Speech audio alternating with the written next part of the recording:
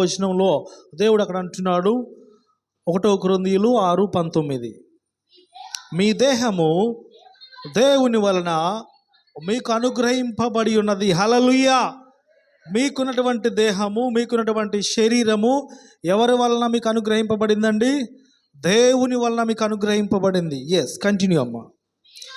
మీలోనున్న పరిశుద్ధాత్మకు ఆలయమై ఉన్నారని మీరెరుగరా? హల్లెలూయా. మీరు మీ సొత్తు కాదు, మీరు మీకు సంబంధించినటువంటి వాళ్ళు కారు. దేవుడు అంటున్నాడు, మీ దేహము దేవుని వలన అనుగ్రహించబడినది, మీలో ఉన్న పరిశుద్ధాత్మకు ఆలయమై ఉన్నదని మీరు ఎరుగరా అంటున్నాడు దేవుడు. మీరు మీ సొత్తు కాదు. మీరున్నటువంటి దేహము, మీరు కలిగినటువంటి శరీరము మీరు ఏర్పాటు చేసుకున్నటువంటిది కాదు. మీరు దేవుని వలన సృష్టించబడినటువంటి వారు. గట్టిగా చప్పట్లు కొట్టి దేవుని నామమును మహిమపరచండి. హల్లెలూయా. పురుషులు కానీ స్త్రీలు కానీ మీరు ప్రతి ఒక్కరు కూడా దేవుడు అంటున్నాడు, మీరు దేవుని ఆలయమై ఉన్నారు. మీరు కాదు, మీరు మీ సొత్తు కాదు, మీరు నా సొత్తు అంటున్నాడు దేవుడు. మీకున్నటువంటి దేహములు ఎవరి ద్వారా అనుగ్రహించబడి ఉన్నాయండి? దేవుని ద్వారా మీకు అనుగ్రహించబడి ఉన్నవి. కాబట్టి దేవుడు మనకిచ్చినటువంటి ఈ సృష్టిని అంతా కూడా దేవుడు సృష్టించాడు. అందులో నిన్ను కూడా దేవుడు సృష్టించాడు. ఆయన లేకుండా నువ్వు సృష్టించబడలేదు.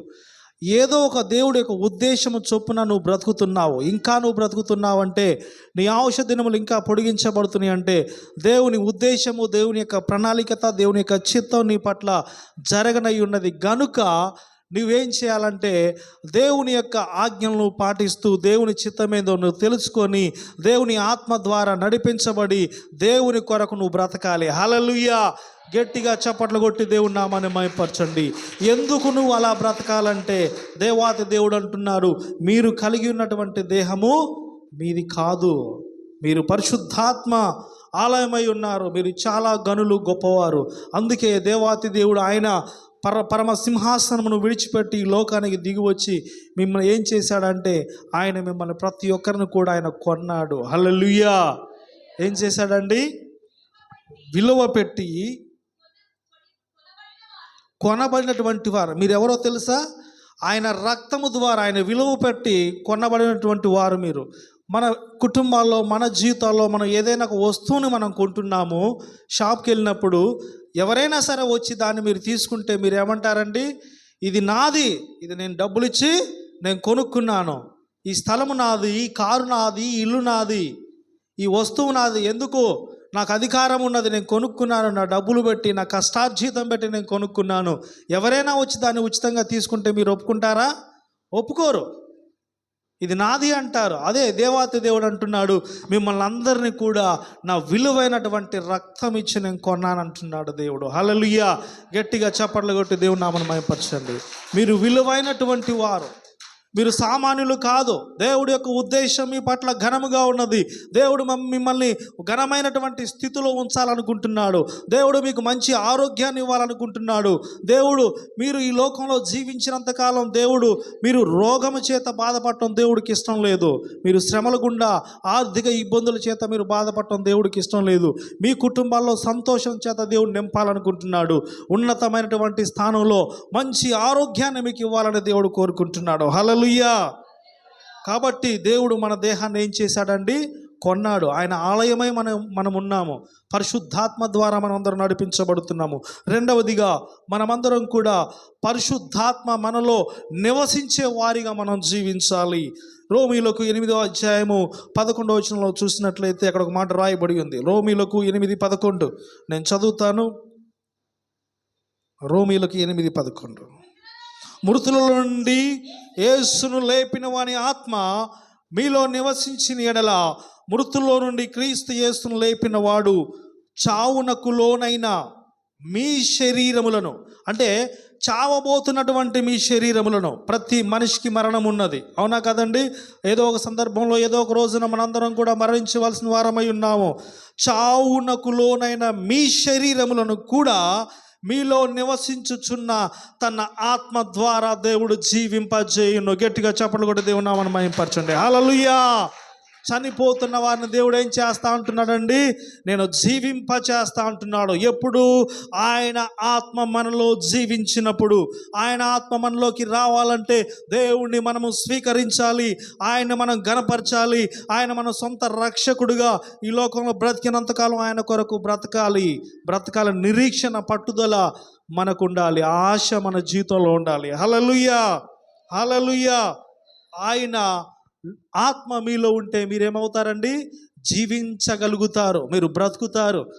మీకు ఈ లోకంలో ఎంతమంది మరి మిమ్మల్ని కృంగదీయాలని, మిమ్మల్ని నాశనం చేయాలని ఎన్ని దుష్ట దురాత్మ శక్తులు మీ మీదకి వచ్చినా సరే, దేవుని ఆత్మ మీలో జీవింప చేస్తే ఏమవుతుంది?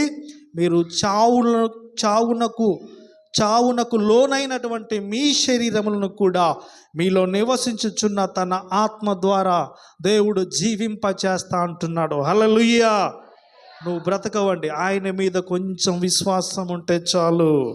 మత్తయి సువార్త 5:16 ఒక మాట రాయబడి ఉంది. మత్తయి 5:16, మనుషులు మీ సత్క్రియలను చూచి పరలోకమందున్న మీ తండ్రి మహిమ పరచబడినట్లు వారి ఎదుట మీ వెలుగు ప్రకాశింపనీయుడి. దేవుని యొక్క ఆత్మ ఆయన మీలో మహిమ పరిచేటువంటి విధంగా, ఆయన యొక్క వెలుగు మీపై ప్రకాశించబడేటువంటి విధంగా మీ యొక్క జీవితాలు ఆయనకు మహిమార్థమై జీవించాలని దేవుడు కోరుకుంటున్నాడు. హల్లెలూయా, హల్లెలూయా, హల్లెలూయా. చాలామంది మనుషులు మనల్ని మన పైన ఉన్నటువంటి అపీరియన్స్ మనం చూస్తారు, పైన ఉన్నటువంటి రూపాన్ని మనం చూస్తారు. కానీ దేవాతి దేవుడు ఏం చూస్తాడో తెలుసా? 1 సమూయేలు 16:7 చూసినట్లయితే అక్కడ మాట రాయబడి ఉంది. 1 సమూయేలు 16:7, అయితే యెహోవా సమూయేలుతో ఈలాగు సెలవిచ్చెను, అతని రూపమును అతని ఎత్తును లక్ష్య పెట్టకము. మనుషులు లక్ష్య పెట్టు వాటిని యెహోవా లక్ష్య పెట్టడు. మనుషులు ఏదైతే చూస్తారో దేవుడు అది చూడడండి. మనుషులు ఏదైతే లక్ష్య పెడతారో దేవుడు అది చూడడు. నెక్స్ట్ కంటిన్యూ అమ్మా. నేను అతని త్రోసివేసి ఉన్నాను, మనుషులు పై రూపమును లక్ష్య పెట్టుదురు కానీ యెహోవా హృదయమును లక్ష్య పెట్టును. Hallelujah. The people are watching. మనం పైన ఉన్నటువంటి దేహాన్ని, పైన ఉన్నటువంటి అపీరియన్స్ మరి ప్రజలు చూస్తారు, కానీ దేవాతి దేవుడు అంటున్నాడు, I will see your inner section. దేవుడిని యొక్క అంతరంగానే చూస్తాడు, నీ యొక్క హృదయము ఎలా ఉన్నదని దేవుడు చూస్తాడు. అందుకే అంటున్నాడు, మనుషులు పై రూపమును లక్ష్య పెట్టుదురు కానీ యెహోవా హృదయమును లక్ష్య పెట్టును.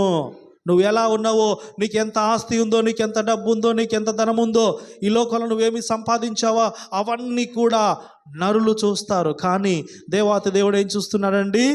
నీ యొక్క హృదయం ఎలా ఉంది, దేవుని సన్నిధిలో నువ్వు ఎలా ఉన్నావు, దేవునికి ఎంత ప్రాధాన్యత ఇస్తున్నావు, దేవుని పనులు నువ్వు ఎంతగా చేస్తున్నావు, దేవుణ్ణి నీ జీవితం ద్వారా దేవుణ్ణి ఎంతగా నువ్వు గణపరుస్తున్నావు, దేవుడికి ఎంత మహిమకరంగా నువ్వు జీవిస్తున్నావు, నీ మీద ఆయన యొక్క వెలుగు ఏ విధంగా ప్రకాశిస్తుంది అనేటువంటిది దేవుడు చూస్తున్నాడు. హల్లెలూయా, హల్లెలూయా.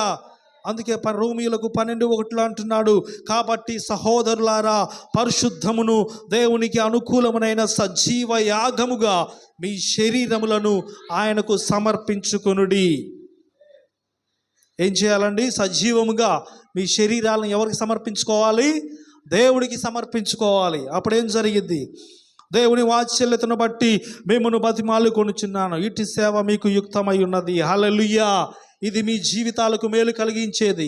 మీ శరీరంలో మీరు బ్రతికున్నప్పుడే దేవుడికి సమర్పించుకోండి. దేవుడు మీకు మంచి ఆరోగ్యం ఇచ్చినప్పుడే దేవుడికి సమర్పించుకోండి. అనారోగ్య స్థితిలో దేవుడు మీకు తోడుగా ఉంటాడు. బలహీన సమయంలో దేవుడు మిమ్మల్ని బలపరిచేటువంటి దేవుడుగా మీకు తోడుగా ఉంటాడు. హల్లెలూయా, హల్లెలూయా. ఎస్, అందుకనే దేవాతి దేవుడు అంటున్నాడు, యెషయా గ్రంథం 58:13 ఉంటుంది ఒక మాట. యెషయా 58:13,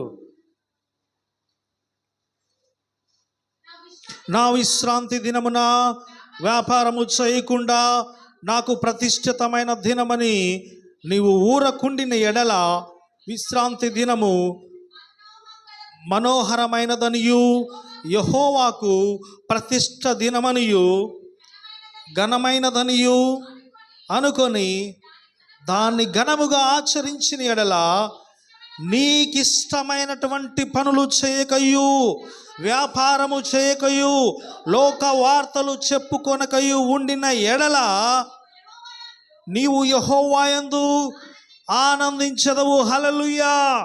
you will be rejoice in the presence of God. ఎప్పుడంటే నువ్వు దేవుని యందు ఆనందిస్తావు? విశ్రాంతి దినము ప్రతిష్ఠితమైనటువంటి దినము, దానిని ఘనముగా నువ్వు ఆచరించినప్పుడు. నువ్వు విశ్రాంతి దినమును, అందుకనే దైవజనులు ప్రతి ఆదివారం నువ్వు చర్చికి రావాలి, మందిరానికి రావాలి, దేవుని ఘనపరచాలి, ప్రార్థన చేయాలని చెప్పేది.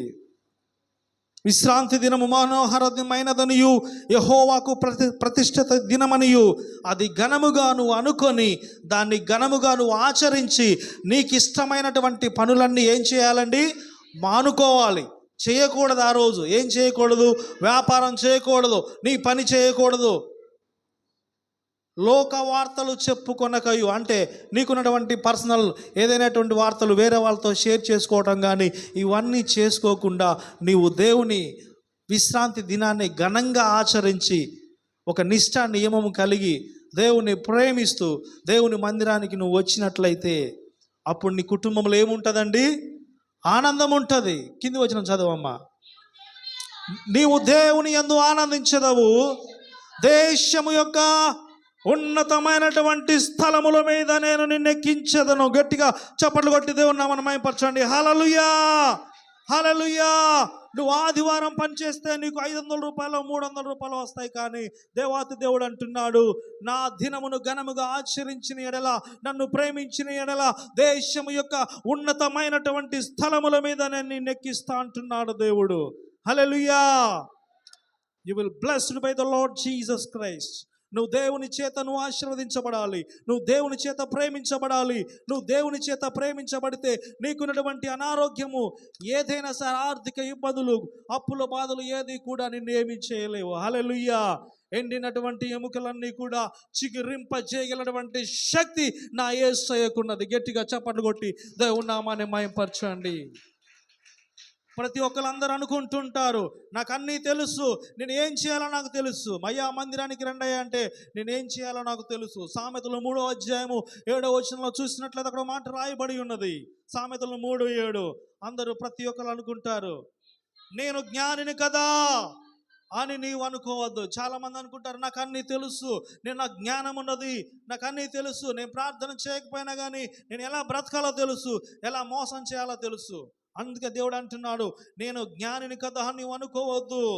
యెహోవా యందు భయభక్తులు కలిగి చెడుతనమును విడిచిపెట్టుము. హల్లెలూయా. ఆ తర్వాత అప్పుడు మీ దేహములు ఆరోగ్యమును, మీ ఎముకలకు సత్తువను కలుగును. హల్లెలూయా. అప్పుడు ఏమైందండి? మీకు మంచి ఆరోగ్యము కలిగింది. ఎప్పుడైతే నీ జ్ఞానిని, నాకన్నీ తెలుసు అహంకారము నీ జీవితంలో వస్తుందో, అతిక తెలివి నీకు వస్తుందో, అప్పుడు ఇవన్నీ కూడా నీకు దేవుడి దగ్గర నుంచి నువ్వేమీ పొందుకోలేవు. You have to humble yourself in the presence of God. నువ్వు దేవుని దగ్గర దేవుని సన్నిధిలో నువ్వు తగ్గించుకోవాలి, తగ్గించుకొని జీవించాలి. నీ జీవితము దేవునికి మహిమార్థమై జీవించాలి. దేవుని ఆత్మ నీలో జీవింప చేసేటువంటి విధంగా ఉండాలి. దేవుని ఆత్మ నీలో జీవిస్తే నువ్వు అప్పుడు బ్రతుకుతావు. నీ ఎముక నీకు అప్పుడు ఏమవుతుందండి? అప్పుడు నీ దేహమునకు ఆరోగ్యమును, నీ ఎముకలకు సత్వయు కలుగును. హల్లెలూయా.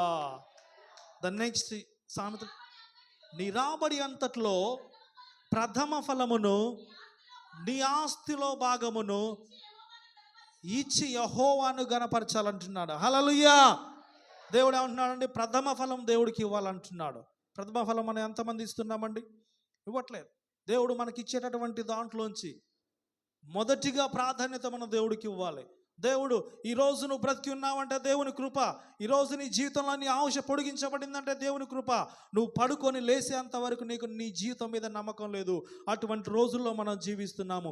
దేవుడు నీ జీవితంలో ఒకరోజు ఎక్స్టెండ్ చేశాడంటే నువ్వు దేవునికి కృతజ్ఞత కలిగి జీవించాలి. దేవునికి సమయాన్ని హెచ్చించాడు కాబట్టి కనీసం 1 గంటైనా దేవుడికి సమయాన్ని కేటాయించి నీ జీవితంలో ప్రార్థన చేసి, ప్రభువా ఈరోజు నాకు మంచి ఆరోగ్యాన్ని ఇచ్చావు, నన్ను బ్రతికించావు, అందును బట్టి నీ కృతజ్ఞతాస్తుతులు నాయనని నువ్వు ప్రార్థనలో మొదటిగా దేవునితో గడపాలి. హల్లెలూయా. చప్పట్లు కొట్టి దేవుని నామమును మహిమపరచండి. ఆ తర్వాత నువ్వు పనికి వెళ్తున్నావు, నువ్వు పని చేసుకుంటున్నావు, నీ పని అంతట్లో కూడా, నీ రాబడి అంతట్లో కూడా ఎంతో కొంత నువ్వు సంపాదించుకోవడానికి దేవుడు నీకు సహాయం చేశాడు. ప్రభువా నువ్వు నాకు ఇచ్చావు నాయన అని దాంట్లోంచి మొదటి ప్రథమ ఫలముగా దేవుడికి ఇచ్చి దేవుని ఏం చేయాలండి? ఘనపరచాలి. అందరూ చాలామంది ఆఖరిగా దేవుడికి ఇస్తాడు. నీ ఖర్చులన్నీ అయిపోయిన తర్వాత, నువ్వంతా ఖర్చు పెట్టుకున్న తర్వాత దేవుడికి వచ్చలేనటువంటి ఆలోచన నీ హృదయంలో కలిగితే అది దేవుని చిత్తమైనటువంటిది కాదు. దేవుని ప్రతి విషయంలో దేవునికి ఇచ్చినటువంటి సమయం కానీ, ఆరోగ్యం విషయంలో కానీ, దేవునికి మంచి ఆరోగ్యాన్ని ఇచ్చాడు. నీ యొక్క పని దేవుడికి మహిమకరంగా, నీ దేహముతోటి దేవుణ్ణి మహిమపరచాలి. హల్లెలూయా. నువ్వు దేవుని సువార్త పని చేయాలి. నీ దేహము ఎవరి ద్వారా అనుగ్రహించబడిందండి? మీకు దేవుడి ద్వారా అనుగ్రహించబడింది. కాబట్టి నీకున్నటువంటి నోటితో నువ్వు దేవుని స్తుతించాలి. దేవుడి సువార్తను అనేక మందికి నువ్వు చెప్పాలి. నీకు మంచి దేవుడు 2 కాళ్ళు ఇచ్చాడు. దేవుని సువార్త పనిలో నువ్వు ప్రతి ప్రాంతానికి వెళ్ళి దేవుని సువార్త ప్రకటించాలి. దేవుని పనులు నువ్వు చేయాలి. దేవుడు నీకు కలిగి ఉన్నటువంటి రాబడి అంతట్లో కూడా ప్రథమ ఫలమును దేవుడికి ఇచ్చి నువ్వు దేవుని ఘనపరచాలి. హల్లెలూయా. ఆ విధంగా నువ్వు చేసినప్పుడు దేవాతి దేవుడు నీ కుటుంబంలో ఆనందము కలిగిద్ది. దేవుడి యొక్క దేశము యొక్క ఉన్నతమైనటువంటి స్థలముల మీద నేను నిన్ను ఎక్కిస్తాను అంటున్నాడు. గట్టిగా చప్పట్లు కొట్టి దేవుని నామమును మహిమపరచండి. ఆయన నిన్ను కొండల మీద ఎక్కిస్తాడు. యెషయా 58:14 నీవు యెహోవా యందు ఆనందించెదవు, దేశము యొక్క ఉన్నతమైనటువంటి స్థలముల మీద నేను నిన్ను ఎక్కించెదను. నీ తండ్రి అయిన యాకోబు స్వాస్యమును నీ అనుభవములలో ఉంచెదను. యెహోవా సెలవిచ్చిన వాక్కు ఇదే. హల్లెలూయా. దేవాతి దేవుడు స్పష్టంగా తెలియచేస్తున్నాడు. దేశం యొక్క ఉన్నతమైనటువంటి స్థలంలో నువ్వు ఉంటావు. నువ్వు ఆశీర్వదించబడతావు. నీ కుటుంబం ఆశీర్వదించబడింది. నీ పిల్లలు ఆశీర్వదించబడతారు. ఎప్పుడు నువ్వు ఆనందిస్తావు. నీ జీవితంలో నీకు ఎప్పుడు ఆనందం కలిగిద్దండి? సకల సమృద్ధిని కలిగి ఉన్నప్పుడు, ఏ అప్పులు లేనప్పుడు, నీ యొక్క పిల్లలు ఉండవలసిన నువ్వు ఏదైతే ఆశిస్తావో ఆ యొక్క స్థానంలో నీ పిల్లలు ఉండినప్పుడు, నీ కుటుంబంలో అప్పులు లేనప్పుడు. అవునా కాదా? నీకు అప్పులు ఉంటే నీ కుటుంబంలో ఆనందం కలిగిద్దా? నీకు అనారోగ్యం ఉంటే నీ కుటుంబంలో ఆనందం కలిగిద్దా? నీ యొక్క పిల్లల పెళ్ళిళ్ళు కాకపోతే నీకు ఆనందం కలిగిద్దా? ఇవన్నీ కూడా కలగాలంటే, నువ్వు దేవునిలో ఆనందించాలంటే ఏం చేయాలండి? దేవుని యొక్క మాటకు మనం లోబడాలి. మన దేహముల ద్వారా దేవుని స్తుతించే వారిగా ఉండాలి. మన దేహాలు మనవి కావు. మన దేహాలు ఎవరి అండి? దేవుడు, దేవాతి దేవుడు ఆయన కొండ. మీరు దేవుని ఆలయమై ఉన్నారని మీరు ఎరుగరా అంటున్నాడు దేవుడు. మీ దేహములు మీవి కావు, నేను కొన్నానంటున్నాడు. ఆయన రక్తం చేత కొన్నాడు. మన అందరం కూడా దేవునికి చెందినటువంటి వారము, ఈ లోకానుసారులం కాదు మనము. హల్లెలూయా. కాబట్టి దేవుడు చిత్తానుసారంగా మనం బ్రతుకుదాము. దేవుడు వాక్యాన్ని దేవుడు దీవించునుగా. అందరం లేచి నిలబడదాము. మనమంతా కూడా మన దేహముల ద్వారా దేవుని స్తుతించే వారిగా మనం ఉండాలి. దేవుని మహింపరిచే వారిగా మనం ఉండాలి. ఆయన ఆత్మ మనలో జీవించాలి. మీ జీవితము దేవునికి మహిమార్థకరంగా ఉండాలి. నువ్వు జీవించేటటువంటి జీవితం నీ జీవితం కాదు, దేవుడు నీకు ఇచ్చినటువంటి జీవితం. నువ్వు బ్రతికేటటువంటి బ్రతుకు నీది కాదు, దేవుడు నీకు ఇచ్చినటువంటి బ్రతుకు. నువ్వు దేవుని యందు ఆనందిస్తే, దేవుని ఆత్మ నీలో జీవిస్తే, దేవుడు ఉన్నతమైనటువంటి స్థలముల మీద, దేశం యొక్క ఉన్నతమైనటువంటి స్థలముల మీద దేవుని ఎక్కిస్తా అంటున్నాడు. ఎస్, ఆయన కొండలను కొండ పర్వతముల మీద ఎక్కించి సమస్తమైనటువంటి మహిమ ఘనత తెచ్చేటువంటి విధంగా దేవుని ఉంచుతాడు. ఈ లోకంలో అనేక మంది నిన్ను పట్టించుకోకపోయినా, అనేక మంది నీకు సహాయం చేయకపోయినా, నీ యొక్క స్నేహితులు, నీ బంధువులు నిన్ను పట్టించుకోకపోయినా, దేవుడు నిన్ను పట్టించుకుంటాడు. దేవుని ఆత్మ నీలో జీవిస్తే నీకున్నటువంటి పేదరికము, నీకున్నటువంటి అనారోగ్యము నిన్ను ఏమి చేయలేదు. ప్రియ సహోదరి సహోదరుడా, దేవుని స్తుతించి గణపరచాలి. ఆయన మనకు తోడుగా ఉంటే, ఆయన మనకు అండగా ఉంటే మనమందరం కూడా సంతోషిస్తాము, ఆనందిస్తాం. మన కుటుంబంలో ఆనందం కలిగింది. మన కుటుంబంలో ఆనందం కలిగితే మనకున్నటువంటి బాధలు ఏమీ ఉండవు, నిందలు ఉండవు, అవమానాలు ఉండవు, ఆర్థిక ఇబ్బందులు ఉండవు, అప్పులు ఉండవు, ఆరోగ్యం ఉంటుంది. దేవుని దయ నీ జీవితంలో కలగాలి. నువ్వు ఏదైతే కోరుకుంటున్నావో, నీ జీవితంలో ఏదైతే నువ్వు ఆశిస్తున్నావో అది నువ్వు పొందుకునేటటువంటి విధంగా దేవుడు ఇస్తాడు. అనుకున్న వాటికన్నా, ఊహించినటువంటి వాటికన్నా అత్యధికంగా ఇచ్చేటటువంటి నా దేవుడు, ఈరోజు దేవుని సన్నిధిలో ఉన్నటువంటి నీవు ఒక నిర్ణయము, ఒక తీర్మానము, దేవునితో వాగ్దానము నువ్వు చేసుకోగలిగితే, నీ యొక్క జీవితాన్ని, నీ యొక్క ఆలోచనను మార్చుకోగలిగితే, దేవుని జీవితంలో నీతో కలిసి జీవిస్తా అంటున్నాడు. నీ దేహములు నీవి కావు, దేవుని చేత కొనబడినటువంటి వాడవు నీవు, దేవుని చేత కొనబడినటువంటి దానవు నీవు. కాబట్టి నీ దేహముల ద్వారా దేవునికి మహిమార్థమై నీవు జీవించాలి. Praise You will the Lord. see the glory of God. Thank you, Holy Spirit. ఆయన నీకు తోడుగా ఉంటే నిన్ను ఎవరు ఏమి చేయలేరు. నీవు నాకుండగా